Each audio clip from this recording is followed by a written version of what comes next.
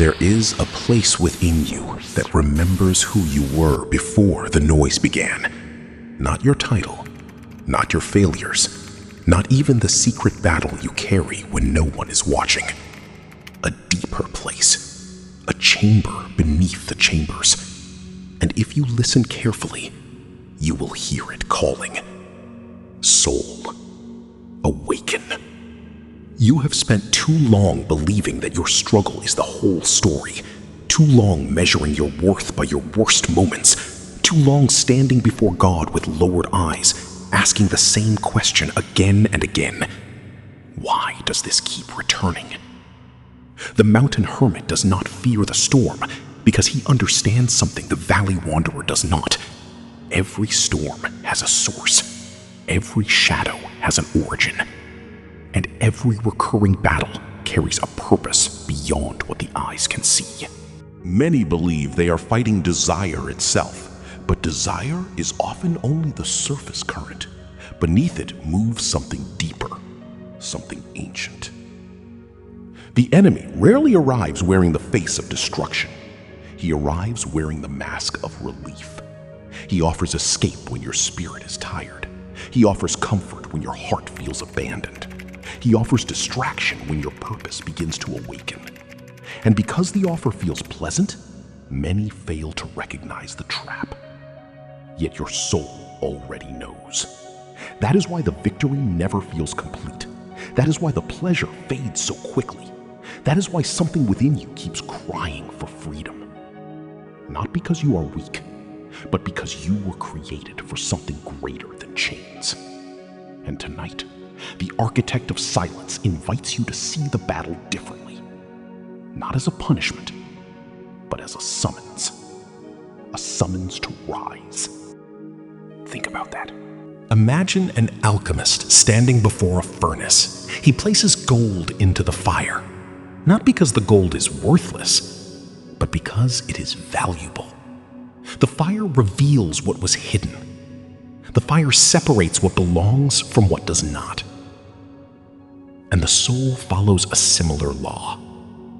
What returns repeatedly is often connected to what remains unresolved. Many people spend years fighting symptoms while ignoring foundations. They attack the branches while the roots continue growing underground. Then they wonder why the tree never dies. The battle against lust is not merely a battle of behavior. It is a battle of occupation. Something must rule the inner kingdom. If the throne remains unattended, another voice will gladly sit upon it. This is why temporary victories often collapse. The room may be swept clean, yet emptiness is not strength. Silence is not transformation. Absence alone cannot sustain freedom. A soul deprived of darkness still requires light. A vessel emptied of corruption must be filled with truth. God never intended you to spend your life merely avoiding evil. He called you to be consumed by His presence, because nature abhors a vacuum, and so does the spiritual realm. What is not occupied will eventually be contested. The deep-sea voyager understands this principle. A ship drifting without direction becomes a prisoner of currents. Likewise, a soul drifting without purpose becomes vulnerable to every passing temptation. The issue is not merely what you remove. The issue is what you replace it with. Because freedom is not an empty room. Freedom is a room inhabited by God. Think about that. Now comes the turning point, the moment when the traveler finally understands why the chains remained. For years, he believed he was fighting alone. He carried the burden in silence. He buried the struggle beneath smiles. He learned how to appear strong while quietly bleeding inside. But hidden wounds rarely heal. Darkness survives where truth is never spoken. The enemy's greatest victories are often achieved not through power, but through isolation. He whispers, "Keep this to yourself. Nobody will understand. You can handle it alone." and many listen. The architect of silence teaches the opposite. A stone hidden beneath the earth remains buried.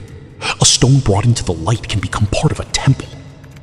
The moment a person stops hiding, something changes. The chains begin to weaken. The lies begin to lose authority. The prison begins to crack. Not because human beings possess magical power, but because truth invites heaven into places deception once occupied. And then another realization emerges. The battle was never simply about desire. It was about loneliness. It was about wounds. It was about boredom. It was about pain seeking anesthesia.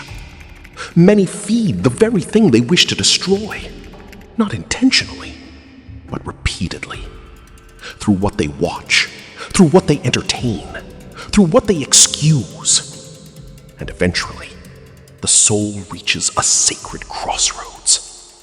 One path leads back to comfort. The other leads toward transformation. Only one leads to freedom. And deep inside, you already know which path God is asking you to take. Mastery begins when excuses end.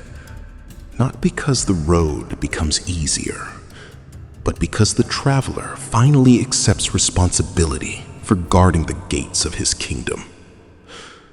The mountain hermit understands this truth. A fortress is not protected by wishing. It is protected by watchfulness. Every gate matters. Every entrance matters. Every compromise matters. Small openings create great vulnerabilities. The soul is no different. What enters through the eyes leaves a mark. What enters through the ears leaves a mark.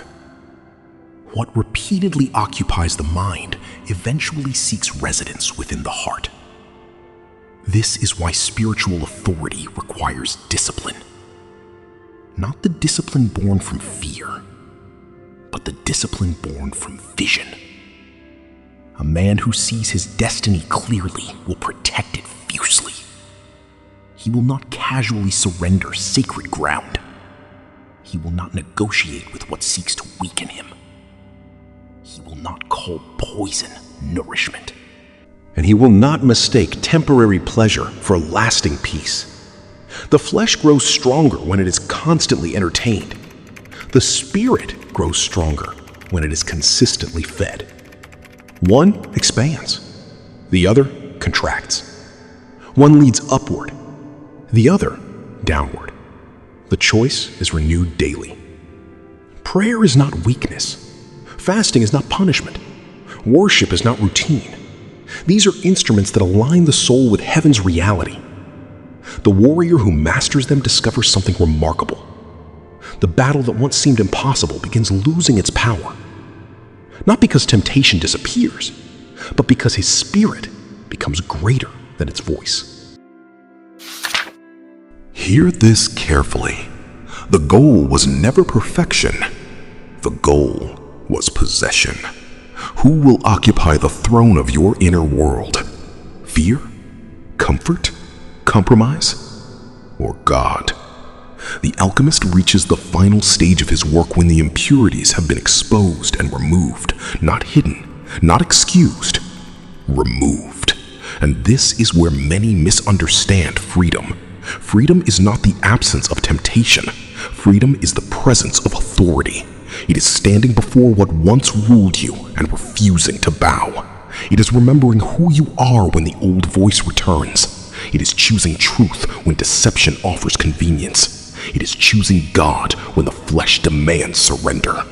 The enemy wants you exhausted, ashamed, convinced that nothing will ever change. But heaven speaks another word. Rise. Not tomorrow. Now. Close what must be closed. Release what must be released. Confess what must be confessed. Fill what must be filled. and let the presence of God occupy every chamber that darkness once claimed. Because your story is not ending in bondage. It is beginning in authority. The mountain still stands. The sea still calls. The furnace still burns. And your soul was never created to live beneath its inheritance.